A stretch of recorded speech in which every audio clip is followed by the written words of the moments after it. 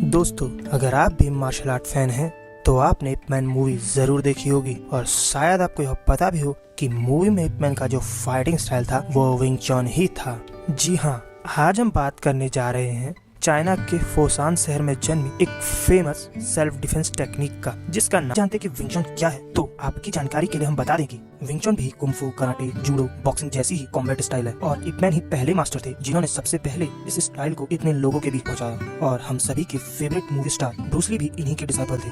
पुराने दस्तावेजों के अनुसार विंग चन की स्थापना भी शाओलिन टेम्पल में ही हुई थी, जिसकी क्रिएटर एक बौद्ध नन थी जिनका। वहीं विंग चन के प्रिंसिपल, थ्योरीज एंड बेसिक्स को बहुत आसानी से कम समय में मास्टर किया जा सकता है। तो चलो बात करते हैं उन प्रिंसिपल्स एंड थ्योरीज की जो विंग चन को इतना एफिशिएंट बना देते हैं। कॉन्सेप्ट ऑफ सेंटर लाइन, इसे एक ऐसी इमेजिनरी लाइन के माध्यम से समझा जा सकता है जो कि ह्यूमन बॉडी को दो बराबर पार्ट में डिवाइड करती हो, जैसा कि आप इमेज में देख पा रहे होंगे।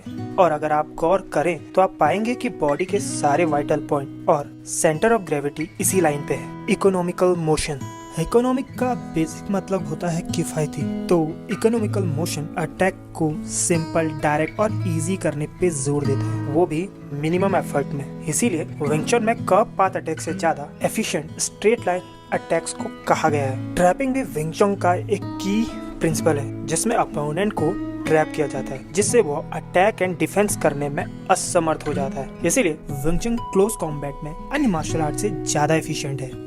वन इन पंच, विंग चन और जेकेडी मार्शल आर्ट में यूज होने वाली इस सीक्रेट टेक्निक का पहली बार डेमोन्स्ट्रेशन देकर इसे फेमस करने वाले थे father of mix martial art Bruce Lee. इस टेक्निक में लगभग 1 इंच की डिस्टेंस से 150 पाउंड का फोर्स जनरेट किया जा सकता है। तो चलो अब समझते हैं कि विंग चन को लर्न करना अन्य मार्शल आर्ट की तुलना में आसान क्यों है। तो इसके पीछे का सीक्रेट है इसके लर्निंग का डिजाइन पैटर्न, जो कि इसे 6 पार्ट में डिवाइड करता है, जो कि एक प्रैक्टिशनर की बिगिनर से एडवांस लेवल की जर्नी को रिप्रेजेंट करता है। जिसमें फर्स्ट लेवल पे सिम निम ताओ को रखा गया है, जिसे हम लिटिल आइडिया फॉर बिगनिंग कह सकते हैं। परंतु इसकी प्रैक्टिस एक प्रैक्टिशनर को पूरी लाइफ करनी होती है, जिसमें बॉडी को बैलेंस करने के साथ साथ बेसिक अटैक एंड डिफेंस की भी लर्निंग की जाती है। सेकेंड लेवल पे चमक्यू को रखा गया है, जिसे हम सिंकिंग ब्रिज कहते हैं, जिसमें प्रॉपर बॉडी मूवमेंट के साथ safely and quickly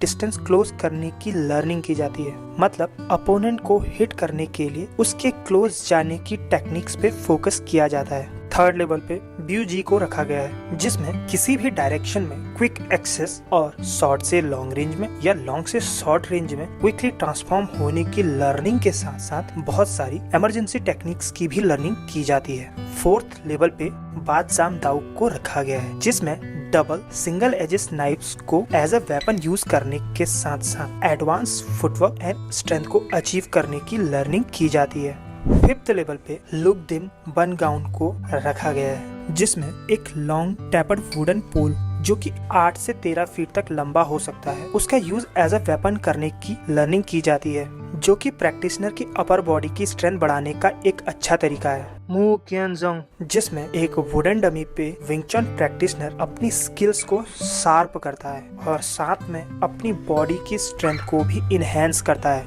I hope आपको वीडियो पसंद आया होगा, तो वीडियो को लाइक एंड कमेंट करके अपना प्यार देना ना भूलें। फिर मिलेंगे, तब तक के लिए आप सभी को हमारा प्यार भरा प्रणाम।